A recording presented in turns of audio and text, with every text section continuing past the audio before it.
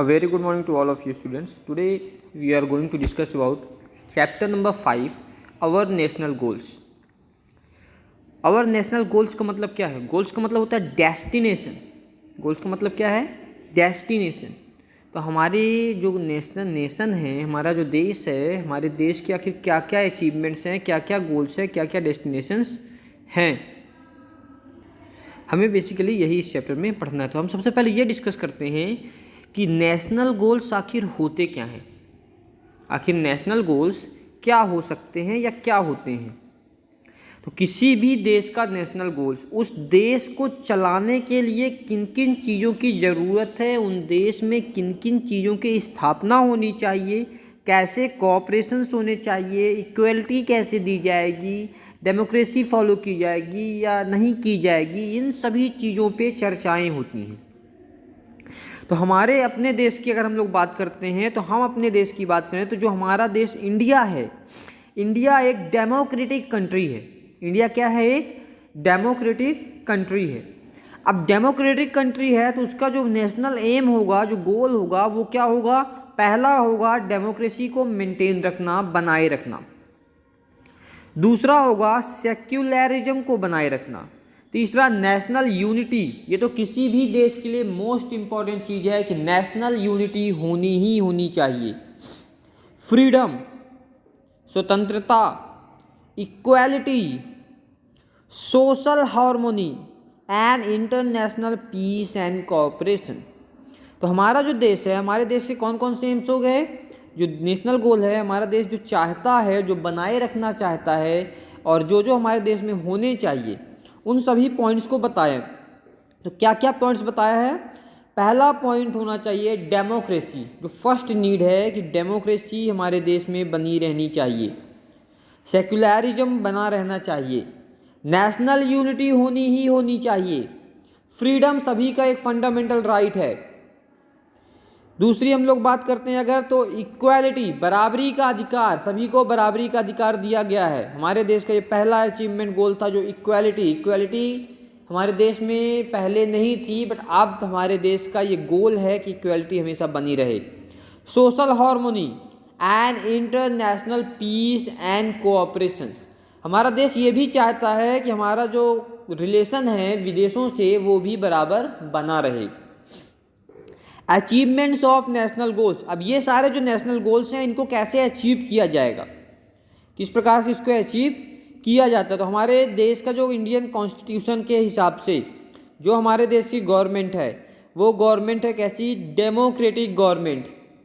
Constitution के हिसाब से हमारे देश की जो गवर्नमेंट है वो कैसी गवर्नमेंट है? डेमोक्रेटिक गवर्नमेंट है. अब अगर हमारे देश की गवर्नमेंट डेमोक्रेटिक गवर्नमेंट है तो इसका मतलब क्या हुआ? डेमोक्रेसी का अर्थ होता है by the people, for the people and to the people. लोगों का, लोगों के कारण और लोगों के लिए, ये हमारे डेमोक्रेसी का मतलब होता है. डेमोक्रेसी एक्चुअली मीन्स, आप सभी लोग यहाँ पे देखिएगा डेमोक्रेसी टॉपिक पे पेज नंबर देखिए 141 पे. Democracy actually means every citizen should have equal rights and freedom. Democracy का मीनिंग क्या होती है कि जो सभी सिटीजन हैं हमारे देश की, सभी लोगों को बराबरी का अधिकार हो और दूसरा क्या हो? फ्रीडम हो. राइट्स हो, राइट्स का मतलब यहाँ पे क्या है? अधिकार. यहाँ पे राइट्स का मतलब क्या है? अधिकार. और फ्रीडम मतलब स्वतंत्रता. सभी को स्वतंत्रता होनी चाहिए और फ्रीडम होनी चाहिए सभी के पास, और राइट्स भी होने चाहिए, सभी के पास अधिकार होने चाहिए कुछ. All the sections of the society should get equal opportunity to make progress without any discrimination. सभी सेक्शंस जो है हमारी सोसाइटी, चाहे वो अमीर हो चाहे गरीब हो, चाहे वो अमीर हो या चाहे वो गरीब हो, किसी भी कास्ट का हो, किसी भी समुदाय का हो, किसी भी रिलीजन का हो, किसी भी प्रांत का हो, कहीं का भी व्यक्ति हो, सभी सिटीजन को बराबर अपॉर्चुनिटी मिलनी चाहिए बिना किसी डिस्क्रिमिनेशन के, बिना किसी भेदभाव के. मीन्स भेदभाव वाली जो फीलिंग थी जो डिस्क्रिमिनेशन की फीलिंग थी उस फीलिंग को भी खत्म करती है democracy. In a democratic system it is the people who play key role. It is the duty of citizens to elect an ideal government. ये लोग हैं जो बहुत इम्पॉर्टेंट रोल निभाते हैं कहाँ पे, डेमोक्रेसी में। या ऐसा हम बोले कि डेमोक्रेटिक गवर्नमेंट में जो लोगों का क्षेत्र है, जो लोगों का रोल है वो सबसे ऊपर है। कहाँ है, सबसे ऊपर है। मीन्स बहुत ही इम्पॉर्टेंट रोल निभाते हैं कौन, लोग, पीपल। ये लोगों की जिम्मेदारी है कि एक वो अच्छी सरकार बनाए, चुने। सरकार एक अच्छी चुनी जाए, ये किसकी जिम्मेदारी है, हम लोगों की ही जिम्मेदारी है। Every citizen should be aware of his duties. प्रत्येक व्यक्ति जो इस देश में रहता है उन सभी को अपनी ड्यूटीज के बारे में नॉलेज होना चाहिए। So that government can work in the interest of the people. इसी के कारण अगर सभी को अपनी ड्यूटीज का नॉलेज होगा तभी कोई गवर्नमेंट लोगों के इंटरेस्ट के हिसाब से काम करेगी, लोगों की मांगों के हिसाब से काम करेगी, क्या नीड है इसको देखते हुए काम करेगी। Democracy is that form of government in which people directly or indirectly elect their representative, and these representatives, keeping in view the people's interest, make laws and govern the nation. Democracy के ऐसा government का form होता है जहाँ पे लोग, democracy एक ऐसी गवर्नमेंट का फॉर्म है जो डायरेक्टली या इनडायरेक्टली, दोनों प्रकार से, डायरेक्टली भी और इनडायरेक्टली भी अपने रिप्रेजेंटेटिव्स को चुनती है, अपने रिप्रेजेंटेटिव्स को चुनती है। और फिर वो रिप्रेजेंटेटिव्स जो रिप्रेजेंट कर रहे हैं आपको, जो लोगों को रिप्रेजेंट करते हैं, वो फिर क्या काम करते हैं, वो नए नए लॉज बनाते हैं या पुराने लॉ में कुछ अमेंडमेंट करते हैं। अमेंडमेंट का मतलब होता है सुधार करना, या तो फिर और हम क्या बोल सकते हैं इसको, लोगों के नीड के हिसाब से, लोगों के नीड के हिसाब से, ज़रूरत के हिसाब से रूल्स बनाते हैं और हमारे देश को चलाते हैं, और हमारे देश को चलाते हैं। अब ये लोग होते कौन हैं, आप लोग को पहला सवाल यही होगा कि आखिर ये रिप्रेजेंटेटिव्स होते कौन हैं। तो आपको पता होगा, आप अपने घर के आसपास पार्षद चुनते हैं, फिर सभी को पता है कि आप सभी लोग क्या चुनते हैं, पार्षद के बाद महापौर चुनते हैं, विधायक चुनते हैं, सांसद चुनते हैं। आप गवर्नमेंट नहीं चुनते हैं, आप इन पर्सन्स को चुनते हैं अपने रीजन से, जो आपको रिप्रेजेंट करते हैं वहाँ पे, और यही पर्सन्स मिल के गवर्नमेंट बनाते हैं, यही पर्सन मिल के गवर्नमेंट बनाते हैं। तो हम डायरेक्टली ये नहीं बोलेंगे कि हम डायरेक्टली गवर्नमेंट चुन रहे हैं, हम इनडायरेक्टली चुन रहे हैं भले ही, बट डायरेक्टली वर्क कर रहे हैं। गवर्नमेंट इनडायरेक्टली आ रही है बट डायरेक्टली हम वर्क कर रहे हैं। हमें पता है कि किसकी गवर्नमेंट हमें लानी है, तो हम चुन रहे हैं। जरूरी नहीं है कि हमें ये पता ही हो, हम अपने क्षेत्र से अपने रिप्रेजेंटेटिव को चुनते हैं ताकि वो गवर्नमेंट में जाए और हमारे जो नीड है, जो ज़रूरत है, उसको उनके सामने रख सके। India is a democratic country. India क्या है, एक डेमोक्रेटिक कंट्री है। The government is responsible to the people. Every citizen irrespective of any religion, caste, gender और birth place has the right to vote and to contest election. The objective of our democratic government is public welfare, freedom, equality and fraternity are the main components of the democracy, without which democracy is inconceivable। अब हमारे देश का ये क्या system है, democracy का मतलब क्या है, हमारे देश में क्या क्या है। हमारे देश में डेमोक्रेसी होने से हर एक व्यक्ति को किसी भी कास्ट का हो, किसी भी जेंडर का हो, उसका बर्थ प्लेस कहीं भी हो, सभी को वोट डालने का अधिकार है और इलेक्शन में पार्टिसिपेट करने का भी अधिकार है। हमारी जो डेमोक्रेटिक गवर्नमेंट है इसके 3 स्तंभ हैं, 3 कंपोनेंट हैं।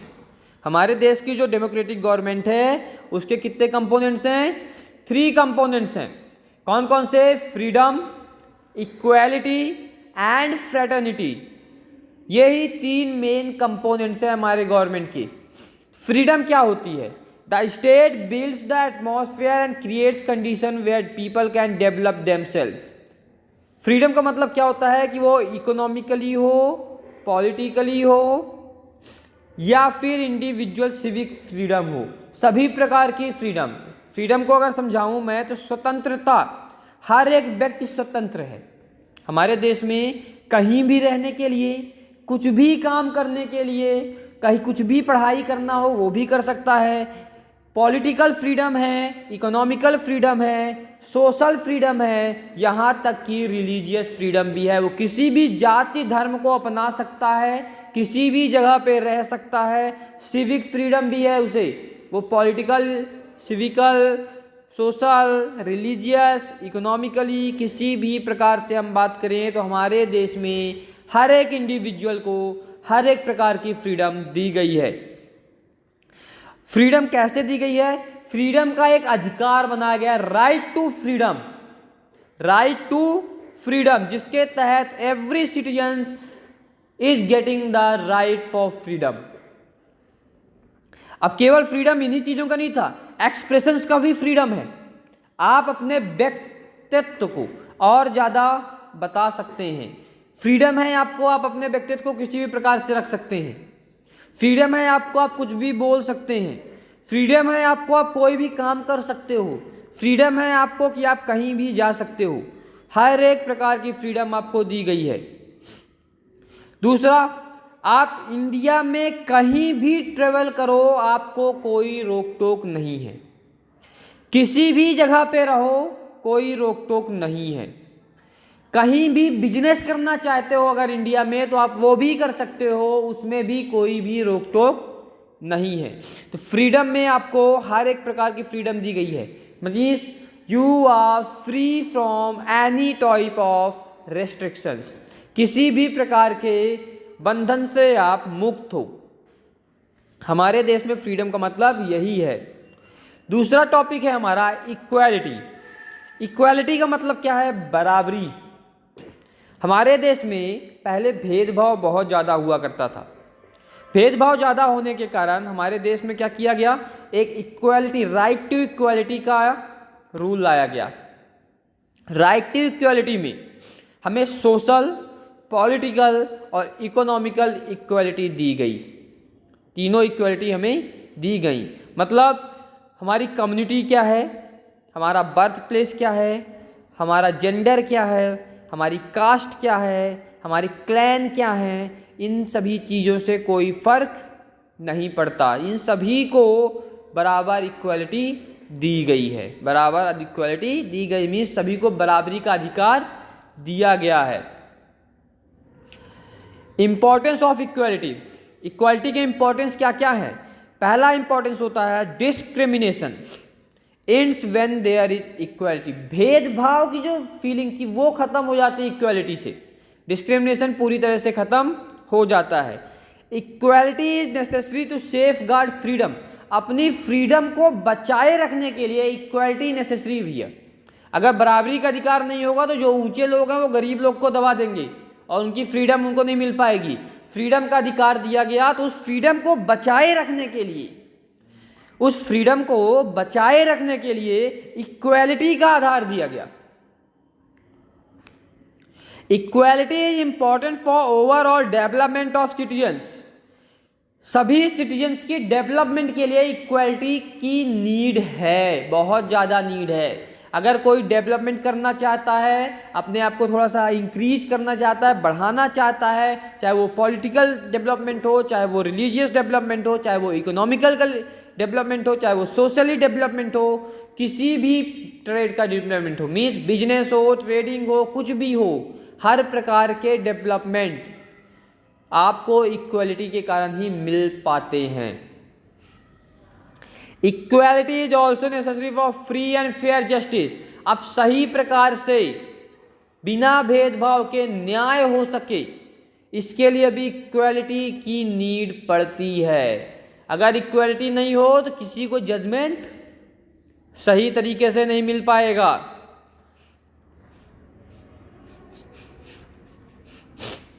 अब जो हमारा तीसरा टॉपिक आता है वो आता है क्या, justice. What is justice? Justice is that social order in a democratic society where individuals rights are protected and law and order is maintained in the society. Justice एक ऐसा सोशल ऑर्डर है जिससे प्रत्येक इंडिविजुअल के means प्रत्येक व्यक्ति के जो अधिकार हैं वो सुरक्षित रहते हैं और लोगों के बीच में लॉ एंड ऑर्डर नियम कानून पूरी तरीके से मेंटेन रहते हैं। The objective of justice is welfare of society. Society में हर एक न्यायपूर्वक काम हो सके, इस कारण से हमें जस्टिस की नीड होती है। मान लेते हैं किसी ने किसी के थॉट्स को चोरी कर लिया, अब थॉट्स को चोरी किया, अगर जस्टिस नहीं हो तब तो भैया जिसके थॉट हैं वो तो कुछ नहीं पाएगा और जिसने चोरी किया वो सब कुछ पा जाएगा। हम बात करते हैं कि 2 सेव रखे हुए हैं और 1 सेव मैंने खा लिया, 1 सेव बचा हुआ है। 2 सेव किसके थे? दोनों आपके थे। खा किसने लिया? मैंने खा लिया। अब जस्टिस अगर नहीं होती है, अगर जस्टिस ना हो, न्याय ना हो, तो आपको वो सेव खाने को ना मिले। मुझे डर है क्योंकि यहाँ पे न्याय होगा, इस कारण से मैंने क्या किया, 1 सेव खाया और 1 आपके लिए छोड़ दिया। 2 सेवों में से 1 आपके लिए छोड़ दिया और 1 खुद खाया। ऐसा भी हो सकता था कि दोनों आपके लिए छोड़ दूं, क्योंकि यहाँ पे मुझे पता है कि न्याय व्यवस्था है, जस्टिस है जो मेरे ऊपर एक्शन ले सकती है। मीन्स किसी के साथ गलत ना होने देना ही जस्टिस कहलाती है। किसी के साथ गलत ना हो, इस चीज़ को मेंटेन रखना ही जस्टिस कहलाता है, न्याय कहलाता है। सही हो रहा है नहीं हो रहा है हमें इससे कोई मतलब नहीं है, गलत नहीं होना चाहिए। किसी भी इंडिविजुअल के साथ, व्यक्ति के साथ गलत नहीं होना चाहिए, यही जस्टिस है। The concept of justice is taken as truth and morality. Justice का जो कॉन्सेप्ट है, जिस प्रकार से ट्रुथ को हम लोग जानते हैं ना, एक कॉन्सेप्ट है ट्रुथ का, सच्चाई का, उसी प्रकार से जस्टिस का कॉन्सेप्ट भी है। Our constitution provide social, political and economic justice to all the citizens. अब कितने प्रकार की जस्टिस हमारे पीपल्स को मिलती हैं, हमारे लोगों को मिलती हैं या हमको मिलती हैं? हमारे देश में 3 प्रकार की जस्टिस होती है। एक होती है सोशल जस्टिस, मीन्स लोगों के जो जस्टिस होती है, लोगों एक दूसरे से लड़ गए, कोई विवाद हुआ, ये जो सोशली जस्टिस होती है उनके लिए सोशल जस्टिस कहलाती है। पॉलिटिकल जस्टिस, पॉलिटिकल जस्टिस का मतलब क्या है? राजनीति से संबंध रखने वाली सभी प्रकार की न्याय व्यवस्थाएं पॉलिटिकल जस्टिस कहलाती हैं। इकोनॉमिक जस्टिस, इकोनॉमिक का मतलब होता है आर्थिक व्यवस्था, आर्थिक व्यवस्थाओं से जितनी भी न्याय जुड़े हुए हैं या जितने भी जस्टिस के रिलेटेड फैक्ट्स हैं, वो सारे के सारे फैक्ट्स, वो सारे के सारे रूल्स, सब कुछ किसके अंदर आ जाएगा? इकोनॉमिक जस्टिस के अंदर। मीन्स हम लोगों को कितने प्रकार की जस्टिस मिल रही हैं? सोशल भी मिल रही है, पॉलिटिकल भी मिल रही है और इकोनॉमिक जस्टिस भी हमें मिल रही है। Free and fair system of justice. Justice का फ्री सिस्टम है और फेयर सिस्टम है। मीन्स सभी के साथ बराबरी का अधिकार है जस्टिस का, सभी को बराबरी का अधिकार है। किसके लिए? जस्टिस के लिए। सभी को न्याय मिलेगा। In India helps in implementing the law to be followed by all. अब सभी लोगों के द्वारा अगर ये सभी प्रकार के फेयर सिस्टम ना हो तो जो लॉ वगैरह इम्प्लीमेंट हो रहे हैं सभी लोगों द्वारा, ये पॉसिबल ही नहीं रहेंगे, ये पॉसिबल ही नहीं रहेंगे। ठीक है स्टूडेंट्स, ये आपका पार्ट फर्स्ट है। यहाँ पे आपका पार्ट फर्स्ट पूरी तरीके से फिनिश होता है। Thank you.